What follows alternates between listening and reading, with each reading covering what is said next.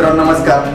आजच्या व्हिडिओमध्ये आपण संसद आणि राज्य विधानमंडळ यावरील कलम कशा प्रकारे लक्षात ठेवू शकतो ते बघणार आहोत. ठीक आहे, तर संपूर्ण कलम लक्षात न ठेवता आपण जरी संसदेवरील कलम जरी व्यवस्थित लक्षात ठेवलं तर आपोआप आपल्याला राज्य विधानमंडळाचे जे काही कलम आहेत ते लक्षात राहू शकतात. तर कलम 79 नुसार जर आपण बघितलं तर संसदेची रचना सांगण्यात आलेली आहे आणि त्यामध्ये +89 केलं तर कलम 168 नुसार राज्य विधानमंडळाची रचना दिसेल.